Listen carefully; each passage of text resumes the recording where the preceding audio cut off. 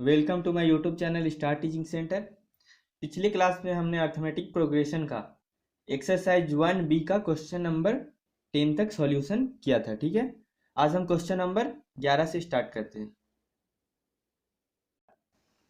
एक कुएं की सीध की एक पंक्ति में 5 मीटर की बराबर दूरी पर 30 वृक्ष हैं। सबसे नजदीक वृक्ष से कुएं की दूरी 10 मीटर है। एक माली सभी वृक्षों को कुएं से चलकर अलग अलग पटाता है। ठीक है, और प्रत्येक वृक्ष के पटने के बाद वह कुएं पर लौट आता है ताकि अगले वृक्ष के लिए पानी ले सके। सभी वृक्षों को पानी पटाने में माली की कुल कितनी दूरी तय करेगा। ठीक है, आइए इसका सॉल्यूशन देखते हैं। एक कुआं है, कुआं से पहला वृक्ष की दूरी 10 मीटर, सबसे नजदीकी वृक्ष की दूरी 10 मीटर है। ठीक है, और उसके बाद दूसरा वृक्ष 5 मीटर, तीसरा वृक्ष 5 मीटर की दूरी में, चौथा वृक्ष भी 5 मीटर की दूरी में। ठीक है, इसी तरह यह 30 वृक्षों तक जाता है। ठीक है, तो यह ट्री 1, ट्री 2, ट्री 3, ट्री 4 और यह ट्री 30, 30वां पेड़।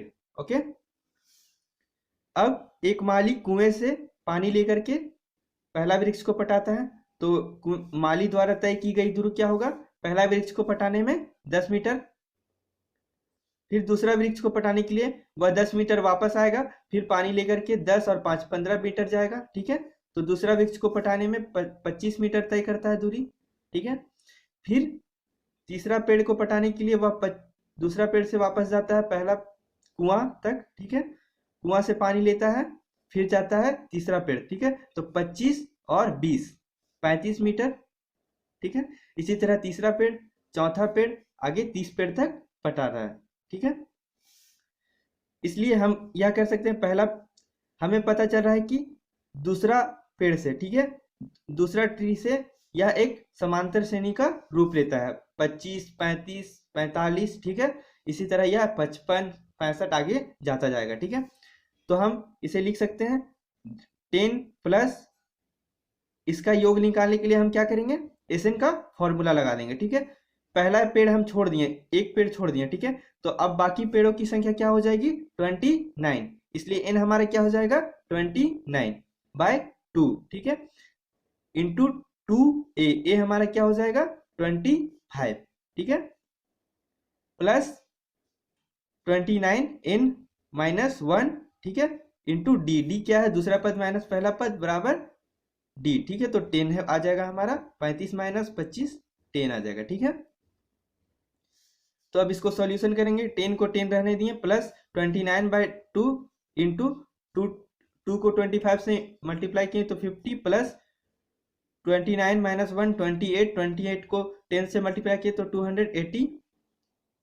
10 प्लस 29/2 इंटू 50 प्लस 280, 330 हो जाएगा। ठीक है, 2 से 330 को काटेंगे तो 165 हो जाएगा। 29 को 165 से मल्टीप्लाई किए तो 4785, 4785। ठीक है, और प्लस 10 तो 4795 मीटर द्वारा तय की गई कुल दूरी 4795 मीटर। ठीक है, आंसर। अब क्वेश्चन नंबर 12 देखते हैं। ठीक है, 500 और 1000 के बीच प्राकृतिक संख्याओं का योग ज्ञात कीजिए जो 13 से विभाज्य हो जाती हैं। ठीक है, सॉल्यूशन। 500 और 1000 के बीच 13 से विभाजित होने वाली संख्याएं। ठीक है, 500 और 1000 के बीच 13 से विभाजित होने वाली पहली संख्या हमारा 507 प्लस 520, दूसरी संख्या, तीसरी संख्या 533। ठीक है, इसी तरह यह आगे जाता जाएगा और लास्ट जो टर्म आएगा वो आ जाएगा हमारा 988, 988। ठीक है, यह हम लोग 13 से डिवाइड कर करके देखे हैं। ठीक है, यहाँ a बराबर हमारा क्या हो जाएगा?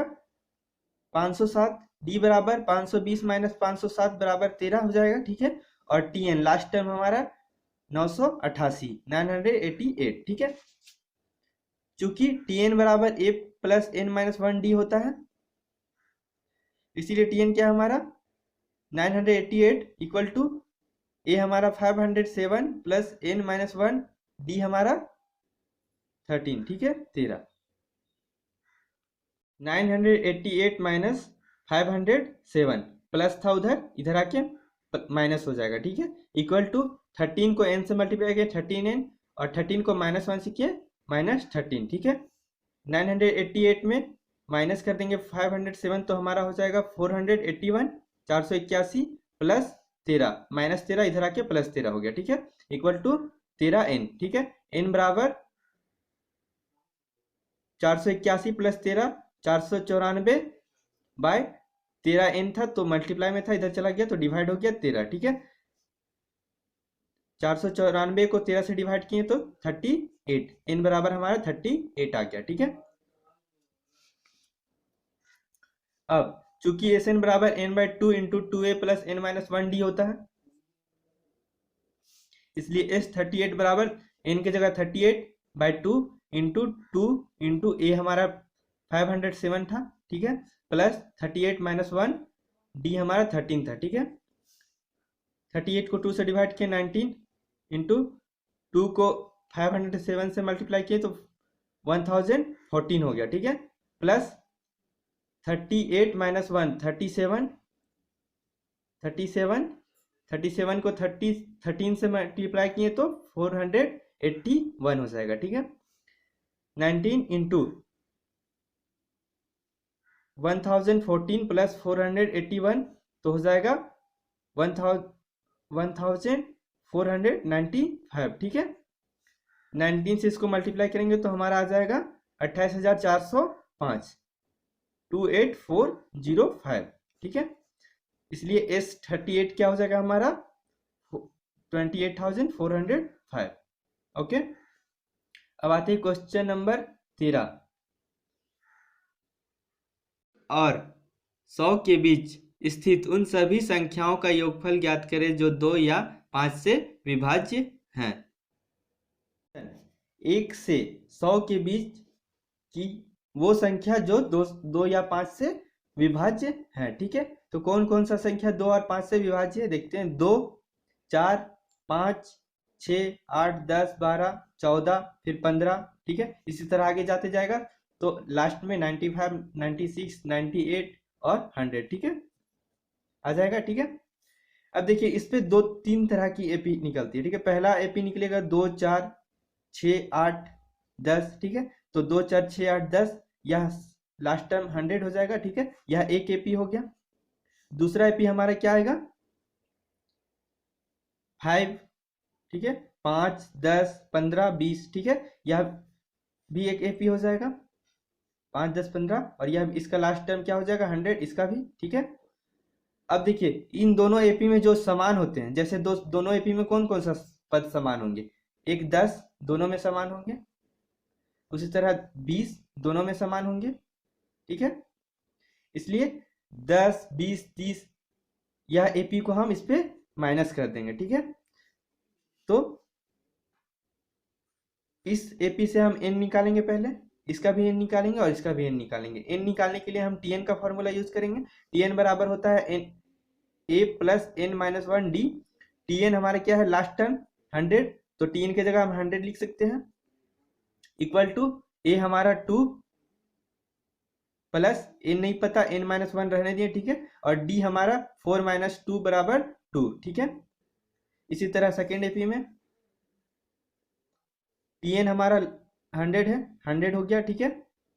इक्वल टू a हमारा 5 है प्लस n माइनस 1 नहीं पता, n हमें नहीं पता है, d हमारा 10 माइनस 5 बराबर 5, ओके। इसी तरह थर्ड एपी में हमारा हो जाएगा tn हमारा हो जाएगा 100, tn की जगह 100 आ गया, इक्वल टू a हमारा 10 माइनस n नहीं पता और d हमारा 20 माइनस 10 इक्वल टू 10।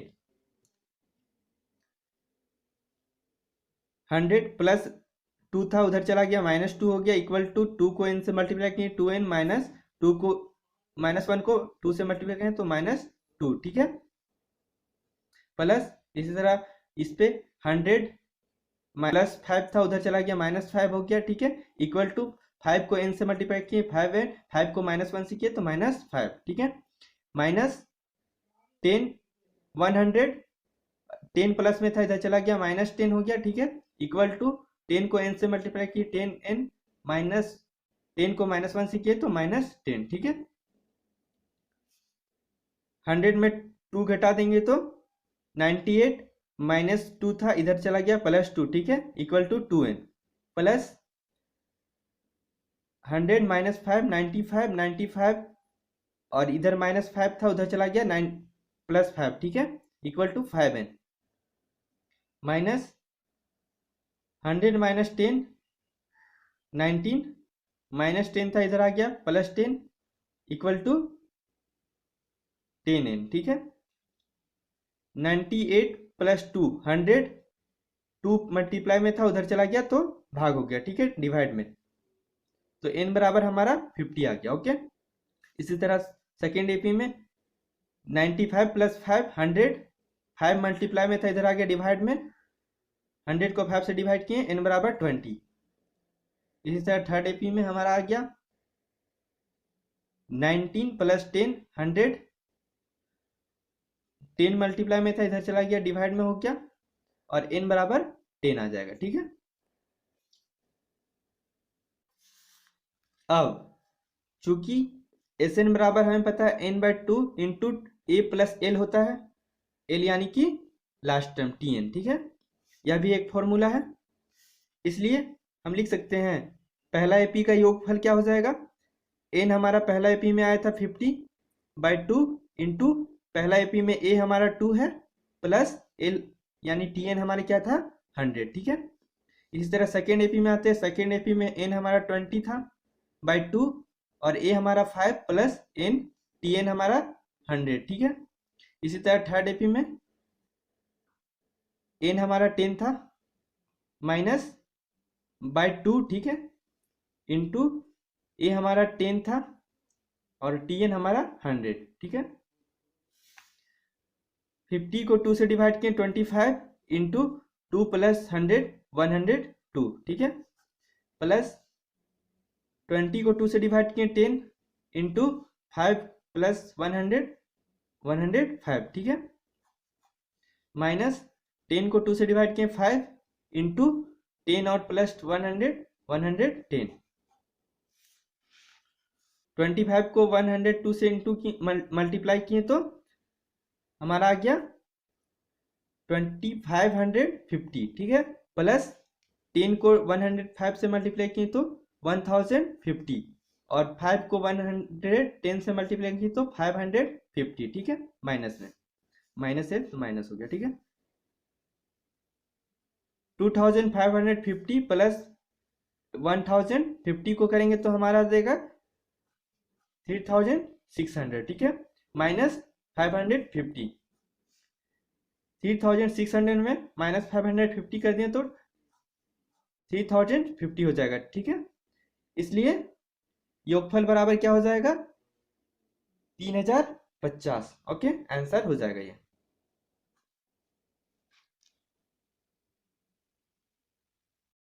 नंबर 14, ठीक है, 4 अंकों वाली उन सभी विषम संख्याओं का योग ज्ञात कीजिए जो 9 से विभाजित होते हैं, ठीक है। सभी विषम संख्याओं का योगफल ज्ञात करना है 4 अंकों वाली जो 9 से विभाजित होते हैं, ठीक है। आइए सॉल्यूशन देखते हैं। 4 अंकों वाली निम्नलिखित संख्या 9 से विभाजित है, ठीक है, निम्नलिखित विषम संख्या 9 से विभाजित है, ठीक है। तो पहला संख्या क्या हो जाएगा, 4 अंकों वाली संख्या हमारा 1000 से स्टार्ट होता है, ठीक है, तो पहला संख्या हमारा 1017 आएगा, ठीक है, डिवाइड करके देख लेना है, प्लस 1035 1035, तीसरा पद 1053, इसी तरह यह आगे चल जाएगा। चौथा 4 अंकों वाली संख्या का अंतिम पद होता है 9999, ठीक है, और यह 9 से विभाज्य है और यह एक विषम संख्या है, ठीक है, तो अंतिम लास्ट टर्म क्या हो जाएगा हमारा 9999, ठीक है, 9999। यहाँ a बराबर 1017, Tn हमारे क्या है 9999 और d हमारा 1035 -1017 18 आ जाएगा, ठीक है, d बराबर 18। चूंकि टी एन बराबर a plus n minus one d हमें पता है, ठीक है। तो टी एन हमारे क्या था 9999 इक्वल टू ए हमारा 1017 प्लस एन माइनस वन नहीं पता और डी हमारा 18 है, ठीक है। 9999 में घटा देंगे 1017, प्लस में था उधर चला जाएगा तो माइनस हो गया, ठीक है। इक्वल टू 18 को n से मल्टीप्लाई किए तो 18n, 18 को माइनस 1 से मल्टीप्लाई किए तो माइनस 18, ठीक है। इस पे इसको घटाएं तो 8982 आ गया, ठीक है। माइनस 18 था उधर चला गया प्लस 18 हो गया, ठीक है। इक्वल टू 18n, n बराबर 8982 प्लस 18 किए तो हमारा 9000 आ गया, और 18n मल्टीप्लाई में था 18 तो इधर चला जाएगा तो डिवाइड हो जाएगा। 9000 को 18 से डिवाइड किए तो n बराबर हमारा 500 आ गया, ठीक है। अब एस एन बराबर हमें पता है n by two into two a plus n minus one d होता है, इसीलिए n हमारा क्या गया 500 बाई टू इंटू ए हमारा क्या था 1017, ठीक है, प्लस n हमारा 500 माइनस वन डी हमारा 18, ठीक है। 500 को 2 से डिवाइड किए तो 250 इंटू 2 को मल्टीप्लाई किए 1017 से तो 2034 प्लस 500 माइनस वन 500 तो 499 इंटू 18, ठीक है। 250 इंटू 2024 प्लस 499 को 18 से मल्टीप्लाई किए तो 8982, ओके। 250 रहने दिए प्लस इंटू हो जाएगा 2034 प्लस 8982 को प्लस किए तो 11016 आ गया, ठीक है। इसको इससे मल्टीप्लाई किए तो हमारा आ गया 27,54,000, ओके। यह हो जाएगा आंसर।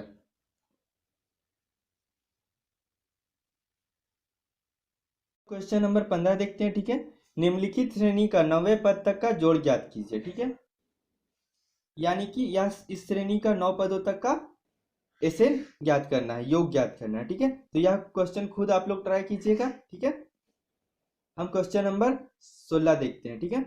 किसी श्रेणी 5 प्लस 7 प्लस 9 प्लस के कितने पदों का योग 480 होगा, ठीक है।